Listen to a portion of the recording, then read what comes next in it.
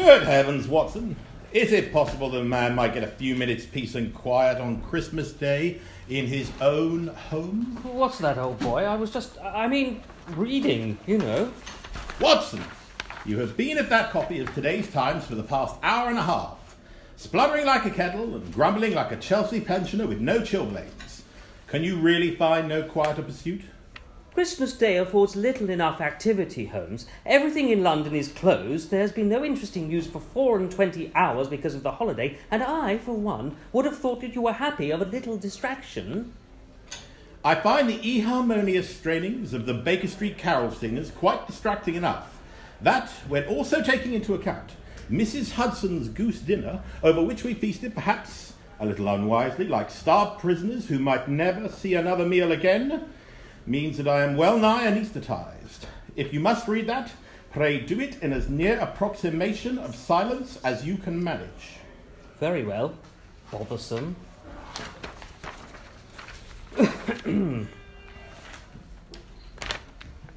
Watson! Good heavens, what are things coming to? Well, I never... Watson! Oh, I'm sorry, Holmes. Was I doing it again? Well, a man may be allowed the odd natural reaction, especially when he reads something so sensational as this present article. Do let me read this to you, Holmes. Quite the queerest set of circumstances and quite a howdy-do. I infer from your tone that you are referring to the case of the suicide at the Boadicea Club for Women Only? Holmes, how on earth did you guess that? Guessing has nothing to do with it. Quite simple, old fellow. My observation of your reactions as you read the newspaper led to an elementary conclusion. But how could you possibly know what I was reading? You have barely glanced at the newspaper today. My dear Watson, it was merely a matter of basic analysis of your exclamations which told me exactly which piece of text had taken your attention. First, your somewhat puerile laugh. Second, your good heavens. And finally, the priceless and illuminating, what are things coming to? I would expect such reactions in a man such as yourself, and I might add, in a good many Englishmen of any ordinary sort, when encountering that particular text in the newspaper. Ordinary sort? I use the word clinically, Watson. Do not be offended. Rather, as you, a doctor, might refer to someone as having a ordinary case of the measles, for instance. Well, there is no pejorative implication. I merely classify you as having a normal reaction which any ordinary man might have. I see. Very well. Now, carry on. Read the article and I will show you how you betrayed yourself. Well, here we go then. The Boadicea Club for Women Only is an exclusive female equivalent of the Gentlemen's Club, located in Mayfair, established by women of high repute in their chosen fields of professional excellence. It has a dining room, a library, and a smoking room. Until now, the traditional clubs have shunned the fairer sex, and a new class of qualified and independently wealthy, respectable ladies has looked in vain for a place they can call their own in the centre of the metropolis. The Boadicea Club boasts that it is the only place a woman may comfortably enjoy the relaxations which are currently the preserve of similar male-only institutions. And at that point, Watson, you gave your schoolboyish giggle, amusement at the idea that women might have their own gentlemen's club, smoking room and all. Carry on. Yes. Well, it is our duty to report that last night a tragic fatality occurred at the club in the following circumstances. Madame Callicut, the wife of the reputed archaeological scholar Professor Peter Callicut, discoverer of the Agamemnon vase, was found by fellow club members after a Christmas Eve dinner in a deceased posture, possibly brought on by poisoning. Whether this was self-inflicted or caused by an outside agency has not yet been determined. There we have exclamation number 2. This followed by surprise that suicide could have taken place in such a revered institution. Continue, please, Watson. Madame Callicut had diligently spent the last 5 years editing and publishing her late husband's archaeological findings. Experts in the field of archaic Greek studies acknowledged that whilst her husband had been a genius, his wife was no less praiseworthy for the intelligence and hard work she had put into collating his discoveries. The coroner's results, as we have stated, have reached a conclusion of poisoning, but no further investigations have been possible since Lady Persimmon Smythe, the club's new chairman, or as she referred to herself in a recent interview, chairwoman, has refused to allow a male police detective into the club to analyse the scene of the tragic death. Lady Persimmon Smythe is quoted as having told police at the club's main entrance last night, "The Boadicea Club is a woman-only club." Women only. "No man shall breach its doors. Until the Metropolitan Police are enlightened enough to appoint a female detective, the scene of the death shall remain forbidden to male intrusion." Ha! And there you have it, Watson. The piece of yellow journalism that gave rise to your final exclamation of outrage. You were scandalised, quite rightly, that the predominantly male police force be excluded from the club. It is their own fault, and of course simply because they have failed to promote any female of their staff above the post of telephone operator.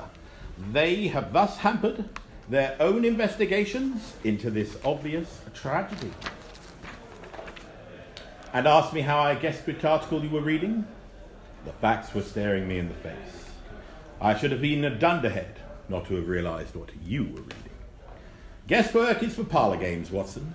The science of crime investigation allows only for educated suppositions based on rigorous analysis of the facts. Remarkable. An interesting case, this Boadicea Club business, but I fear that it is one the somewhat haughty Lady Persimmon Smythe has put out of our reach by dint of our gender. Enter. Gentlemen, are you ready for that Christmas pudding yet? I have warmed the custard and it won't keep. Ah, Mrs. Hudson, just the person we were looking for. Do you think that your proximity to London's finest investigating detective might have rubbed off on you in any way? I mean to say, do you think that if I sent you covertly into London's celebrated female-only members' club in Mayfair, you might be able to solve an intriguing puzzle? Perhaps even unmask a crime? Crime? A puzzle? Oh, Mr. Holmes, bless you. I should be able to do nothing of the sort. Let me put it another way to you. Do either of you gentlemen think that after 5 years now of eating my fine shepherd's pie twice a week, that you might be able to go into my kitchen now and cook one up to match my own? Ha! Never in a million years. Well argued, Mrs. Hudson. You are quite right. Unless one has made a study of one thing, one dabbles at one's own risk. I could no sooner make a pie than you could apprehend a blackmailer. I warrant that I could spot a criminal cut of beef at the butcher's, though, eh, Mr. Holmes? Of that, I have no doubt. Eh, Watson? Oh, you've made me quite peckish with all this talk of pie and beef. That is why you are Mrs. Hudson's favourite old chap. You are always wanting to eat, and she is always willing to feed. Eh, Mrs. Hudson? Oh, Mr. Holmes, you do tease so. So, Dr. Watson, is it to be some pudding? Well, I think a little slice could go down without any mishap. And custard? I don't think so. And custard as well, Mrs. Hudson. We don't want the good doctor becoming thin and weakly. Very good, sir. Oh, Mrs. Hudson, might I ask you to make room for us here? I fear I cannot face the dining room again today. A recumbent posture in less formal surroundings would suit me. Of course, sir. I'll send Polly up directly to lay a table. Tantalising, is it not, Watson? Oh, yes. Fresh custard. No, I meant the business at the Boadicea Club for Women Only. A real mystery, and right on our doorstep. Why, I could be there in 15 minutes, and no doubt have solved it in 15 more. Well, Holmes, with your gift for acting in disguise, I have no doubt that you could enter the club as a woman and nobody would be any the wiser. The idea had occurred to me, I must admit, but the overriding principle of retaining one's dignity dismissed the idea immediately. No, I shall not go. I shall instead suffer in silence. Good afternoon, gentlemen. Where shall I lay your cutlery? Here will do adequately. No, not my notes. I have been alphabetizing those since last Wednesday. Here. What? And ruin my fingerprint experiments? No, not by any remotest possibility. Here? If you must, of course, it will mean that there is nowhere to set up the chemistry apparatus. Confound it all, Holmes. Can't you see that Polly has to put these things down somewhere? Are you likely to engage upon a chemistry experiment in the next half hour? Very well. Use the confounded chase and see if I care. Just be quick about it. How do you find your work here, young Polly? Better than your last place, eh? Oh, yes, sir. We are no tyrants here. Benevolent dictators, perhaps, eh, Holmes? Benevolent, certainly, to allow such a turning upside down of a man's personal belongings. Come now, Holmes, be cheerful. It is Christmas. Do you miss your family, Polly? Oh, yes, sir. And from whence do you hail, may I inquire? Norfolk, sir. Fine country, good shooting, on account of the geese. Yes, sir. And your village, is it a town? The village. Village, sir. A small village. You won't have heard of it. Few folks have. Slapham Hill.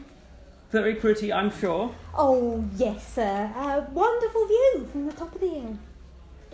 There we are, sir. All finished. May I go now, sir? Oh, of course, Polly. Don't forget the pudding. I'll be back directly, sir.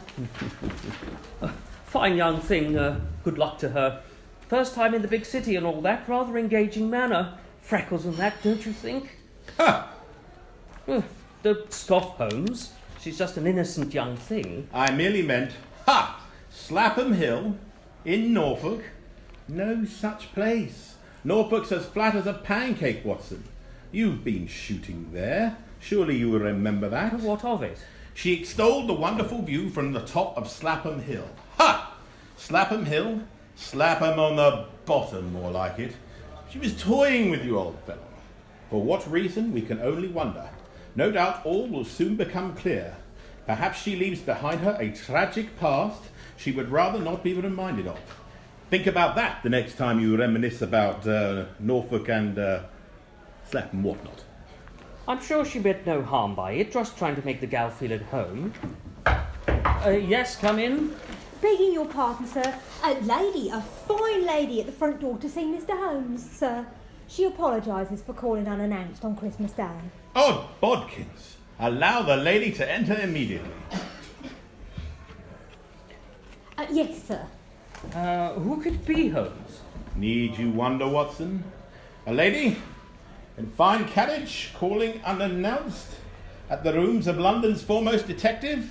It is urgent business, and she is a determined woman of some conspicuous wealth, if the fine white horses are anything to go by. In short, the sort of woman who might belong to the Boadicea Club for Women Only. Her mission? To see if we might shed some light on the tragic death of Madame Cullica. Well, I'll be skewered. Lady Albany of Cinnabar. Mr. Holmes, and you must be Dr. Watson. How kind of you to receive me. My dear Lady Albany, please be seated. Oh, thank you, Mr. Holmes. But I must be brief. I must explain. Please save yourself the trouble. You have come, I deduce, straight from the Boadicea Club for Women Only. It seems that you abandoned the attempt to write me a letter in favour of calling for a vote from your fellow members in an attempt to ask me to investigate the death of the unfortunate Madame Cullica. How on earth? You really are as intuitive as they say, Mr. Holmes. Quite so, Holmes. How could you know all this? Your thumb, Lady Albany. I notice there's the trace of violet ink. The residue of an attempt at a letter to me which you abandoned and crumpled whilst the ink was still moist. The urgency of your case meant that you demanded a vote from your fellow members. For in so important a matter, what other course of action could there be between club members, male or female, than a democratic vote? Having convinced them that Sherlock Holmes, a detested male, should be allowed to defile the inner sanctum of the Boadicea Club, you came here for their blessing. The brooch you wear, showing Boadicea on her chariot, is obviously your club talisman, and shows you are on officially sanctioned business. The business, of course, could be no other than the mysterious death of Madame Cullica. Am I right? To the last detail. I have only omitted the obvious. That the coroner and judge looking into this case were not impressed by the club's decision to bar male police detectives from the scene of the tragic death. No doubt they have informed you by telegram that a warrant is being drawn up to force an entry at first opportunity. However, the law moves slowly. especially during a public holiday, when a judge is more likely to be drinking hot toddies than writing warrants. And so you felt you had to move quickly to solve the case yourselves. It seems that you all agreed that the lesser evil of one private detective, namely myself, solving the case quickly would be better than a whole horde of Scotland Yard's finest, trampling all over the hallowed interiors of your beloved Boadicea Club. Am I near the mark? You have stated it exactly, Mr. Holmes. Remarkable. You will come, will you not? Of course.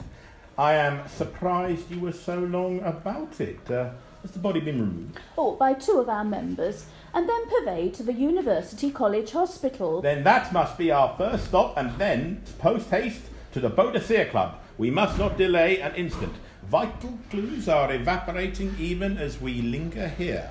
Come along, Watson. Lady Albany, after you. Thank you, Mr. Holmes. But the tea, Holmes. Bother the tea. The game's afoot. But Holmes, what of the custard, Holmes? What of the pudding? What of the pudding, Holmes?